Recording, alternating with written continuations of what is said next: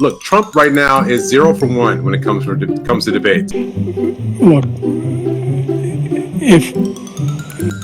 Welcome to this week's Wacky Moments of Leftist Extremism. Now, the media is still trying to cover for Harris's past statements. We kicked off this week with ABC's Jonathan Karl doing some strange contortions for Kamala. Kamala Harris, who has supported things like decriminalizing illegal immigration or giving taxpayer-funded health insurance to illegal aliens or taking away health insurance on the job for 170 million Americans, banning gas cars, confiscating firearms. What do you mean taking away health insurance? What are you talking about? She said when she ran for president that she wants to eliminate private health insurance on the job for 170 million Americans, John. Yeah, I mean that is not her position now. She knows. How do you know that's not her position? How do you know that's not her position? I mean, she says she no longer supports Medicare for all. She has not said that.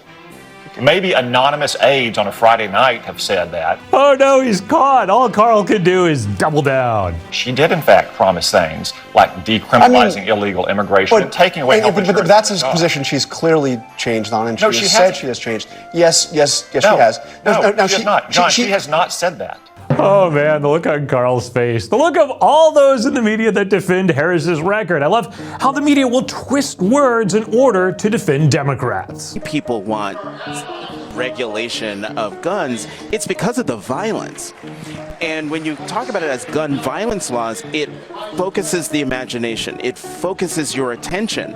And then I think it makes it possible for people in red states who care about the guns. Oh, they're not coming for me. They're not coming for my guns. Well, it sounds better than we are stripping away your constitutional rights. Hey, it's just like how the media makes killing babies sound so genteel. We've seen Democrats do that on the issue of abortion, talking less about abortion rights and more about reproductive freedom.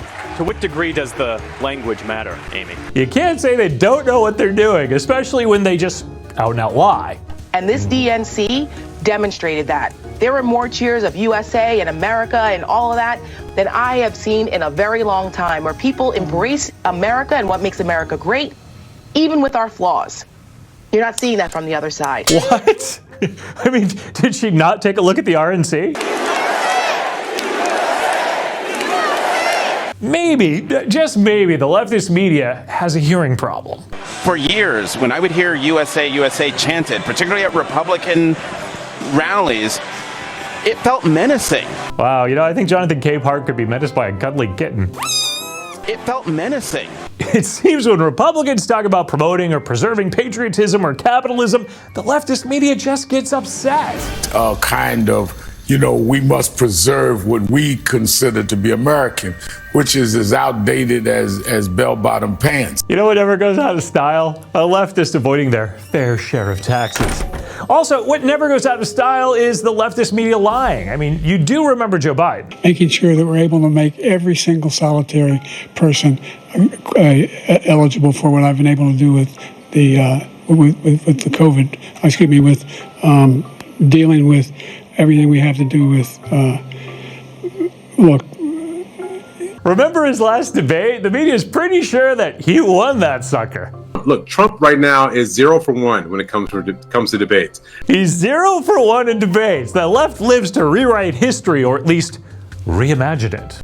If you lived in a democracy where the candidate with the most votes wins, there would be no other Republican justice currently serving on the Supreme Court. Clarence Thomas would be the only one. The current composition of the Supreme Court stands, in my view, and in my view alone, as a stain on America's claim to the world that it is a democracy. Of course, America claims to be a republic in order to avoid mob rule, but to please MSNBC, you need to replace the Supreme Court, the republic, and bring an end to the Electoral College. An electoral contrivance created in a slaveholding country 235 years ago, a contrivance they tried to make sound serious by calling it a college. The Electoral College. Only a dictatorship under a leftist is acceptable, apparently. A dictatorship that would make rules for you, like you can't have Chinese-owned TikTok, but only after Das Party uses it for their campaign. Oh no, you're right. Okay, you ready? On 3. Save big money at Menards. That is Democratic Vice Presidential nominee Tim Walz with his hot take on gutters and caddy gutter helmets. He is already ready to get to the Democrats on those tough issues. So obviously, Taylor Swift fans, they make up a large number of young people, my daughter included, although she is not of voting age. But Trump is trying to tap into that same base of young voters. He's posting about Swifties for Trump and the like. So what is your level of concern about Trump successfully tapping into this voting bloc? Oof, why talk policy? Trump posted pictures of Swifties for Trump. It's a controversy.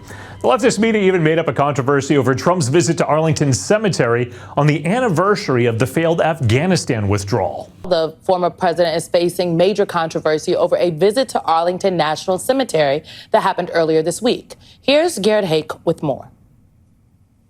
Tonight, the Trump campaign is defending the candidate's Monday visit to Arlington National Cemetery, now being criticized for politicizing America's war dead on hallowed ground. It is the visit to Section 60, where fallen service members from Iraq and Afghanistan are buried. That is where the issue is. That is where it's illegal to film political activities, partisan activities. Not worth pointing out by the media in those stories is that Biden or the vice president refused to commemorate or even say the names of the fallen in the Afghanistan withdrawal, or even call the grieving families. I mean, the media is just really upset with Trump.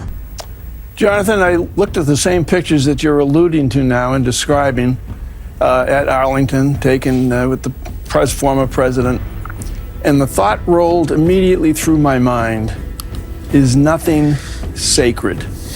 That is sacred ground.